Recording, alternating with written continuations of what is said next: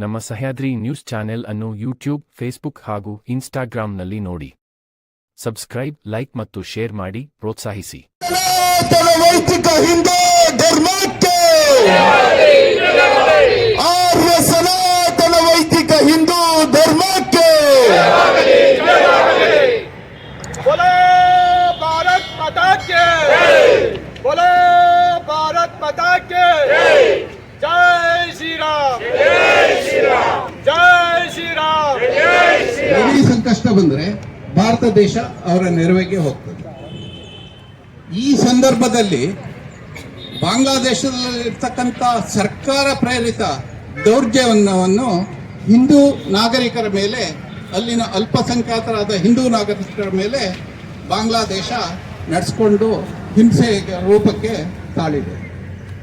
ಈ ಹಿಂಸಾ ರೂಪ ಹಿಂದೂಗಳ ಮೇಲೆ ನಡೆಸತಕ್ಕಂಥದ್ದನ್ನ ನಾವು ತೀವ್ರವಾಗಿ ಖಂಡಿಸ್ತೇವೆ. ಹಾಗೂ ಬಾಂಗ್ಲಾದೇಶದ ಹಿಂದೂಗಳನ್ನು ಸಂರಕ್ಷಣೆ ಮಾಡಬೇಕು ಅಂತ ನಮ್ಮ ಪ್ರಧಾನಮಂತ್ರಿಗಳಿಗೆ ನಮ್ಮ ಕೋರಿಕೆಯನ್ನು DC ಅವರ ಮುಖಾಂತರ ಈ ದಿನ ಕಳಿಸ್ಕೊಡ್ತಾರೆ. ಒಂದು ರಾಷ್ಟ್ರ ಭಾರತದಿಂದನೇ ತನ್ನ ಅಸ್ಮಿತೆಯನ್ನು ಕಂಡುಕೊಂಡಿರುವ ರಾಷ್ಟ್ರ.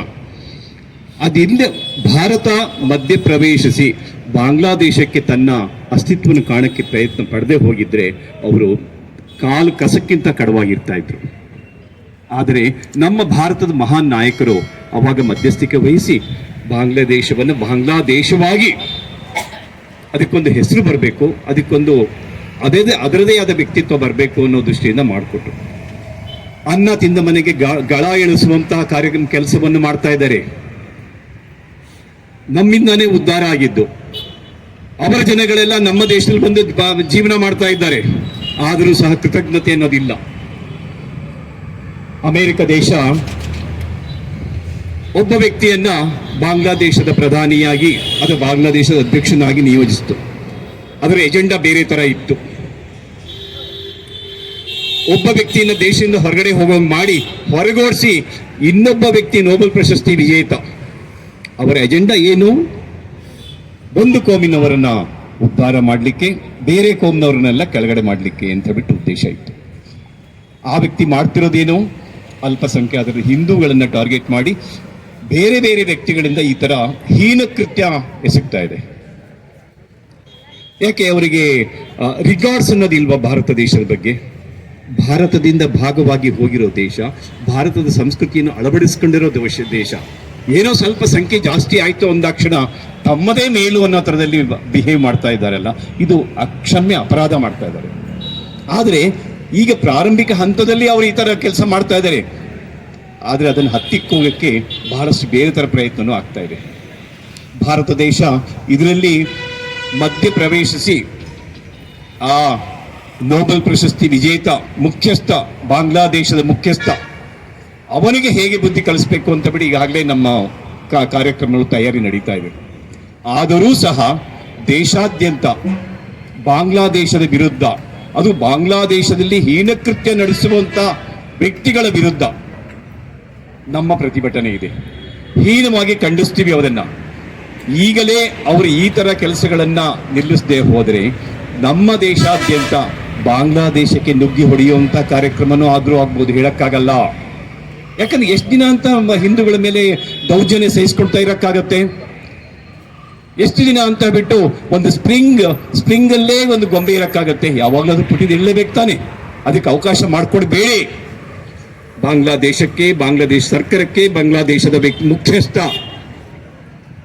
ಏನು ಯೂನುಸ್ ಅಂತ ಬಿಟ್ಟು ವ್ಯಕ್ತಿ ಬಂದಿದ್ದಾರೆ, ಅವರಿಗೆ ನೇರವಾಗಿ ನಮ್ಮ ಭಾರತ ದೇಶದ ಪರವಾಗಿ ನಾವು ಹೇಳ್ತಾ ಇದ್ದೀವಿ, ಈ ಹೀನಕೃತ್ಯ ನಿಲ್ಲಿಸಬೇಕು. ಗೌರವದಿಂದ, ಆದರದಿಂದ ಹಿಂದೂಗಳನ್ನ ನೋಡ್ಕೋಬೇಕು. ಅದೇ ರೀತಿ ಆಗ್ತಾ ಇದ್ರೆ ಇಲ್ಲಿ ಯಾರು ಬಾಂಗ್ಲಾದೇಶ ಇದ್ದಾರೆ ಅವರನ್ನೆಲ್ಲ ಬಾಂಗ್ಲಾದೇಶಕ್ಕೆ ಕಳಿಸ್ಬೇಕಾಗತ್ತೆ. ನಮ್ಮ ಹಿಂದೂಗಳನ್ನ ನಾವು ಕಳಿಸ್ಕೋಬೇಕಾಗತ್ತೆ. ಏನಾದ್ರೂ ಒಂದು ಕಾರ್ಯಚಟುವಟಿಕೆ ಆಗ್ಲೇಬೇಕು ತಾನೆ. ಎಷ್ಟು ದಿನ ಅಂತ ಸಹಿಸ್ಕೊಳಕ್ಕಾಗತ್ತೆ? ಅದಕ್ಕೆ ಅವಕಾಶ ಕೊಡಬಾರ್ದು. ದಯವಿಟ್ಟು ಆಗ್ರಹ ಪೂರ್ವಕವಾಗಿ ಹೇಳ್ತಾ ಇದ್ದೇವೆ, ಬಾಂಗ್ಲಾದೇಶ ಸ್ಥಿರತೆ ಕಾಪಾಡ್ಕೋಬೇಕು, ತನ್ನ ಗೌರವ ತಾನು ಕಾಪಾಡಬೇಕು, ಹಿಂದೂಗಳನ್ನು ಗೌರವಿಸಬೇಕು. ಇನ್ನ ದ್ವೇಷ ಭಾಷಣ ಇತ್ತೀಚೆಗೆ ಸುದ್ದಿಲಿರೋ ಒಂದು ವಿಷಯ. ದ್ವೇಷ ರಾಜಕೀಯ ಮಾಡಬಹುದು, ವ್ಯಕ್ತಿಗಳನ್ನ ದ್ವೇಷ ಮಾಡಬಹುದು, ಆದರೆ ದ್ವೇಷ ಭಾಷಣ ಮಾಡಂಗಿಲ್ಲ. ಯಾಕೆ ಎಮರ್ಜೆನ್ಸಿ ತರಬೇಕು ಅಂತ ಪ್ರಯತ್ನ ಮಾಡ್ತಾ ಇದ್ದಾರೆ ನೀವು. ವಾಕ್ ಸ್ವಾತಂತ್ರ್ಯ ಕಡಿತಗೊಳಿಸ್ಬೇಕು ಅಂತ ಮಾಡ್ತಿದ್ದೀರಾ. ಹಾಗಾದ್ರೆ ಇನ್ಮೇಲೆ ಊಟ ಸಾತ್ವಿಕ ಊಟ ಮಾಡೋಕ್ಕೂ ಅದು ಬೇಡ. ಇಲ್ಲ ಅವರು ಬರೀ ಹಿಂದೂಗಳು ಅಥವಾ ಬ್ರಾಹ್ಮಣರು ಬರೀ ಅವ್ರು ತಿನ್ನೋದು ಮಾತ್ರ ಸಾತ್ವಿಕ ಭಾಷೆ, ಅವರಿಗೆಲ್ಲ ನಾವು ಪನಿಷ್ಮೆಂಟ್ ಕೊಡಬೇಕು. ಕೇಸರಿ ಶರ್ಟ್ ಹಾಕೊಂಡ್ರೆ ಪನಿಷ್ಮೆಂಟ್ ಕೊಡಬೇಕು, ಕೇಸರಿ ಶಾಲ್ ಹಾಕೊಂಡ್ರೆ ಪನಿಷ್ಮೆಂಟ್ ಕೊಡ್ಬೇಕು. ಈಗ ದ್ವೇಷ ಭಾಷಣ ಕೇಳಿದಿದ್ದಾರೆ, ವಾಕ್ ಬಗ್ಗೆ ಮಾತಾಡ್ತಾ ಇದ್ದಾರೆ. ನಡೆದಾಡೋ ವಿಷಯಕ್ಕೂ ಆಮೇಲೆ ನಾವು ಯೋಗ ಧ್ಯಾನ ಅದಕ್ಕೆಲ್ಲ ಅದನ್ನೂ ಸಹ ಕಡಿತಗೊಳಿಸೋ ಪ್ರಯತ್ನ ಪಡ್ತಾರೇನೋ ಗೊತ್ತಿಲ್ಲ. ನಾವು ಹೀಗೆ ಮೌನವಾಗಿ ಕೂತಿದ್ರೆ ಹೀಗೆ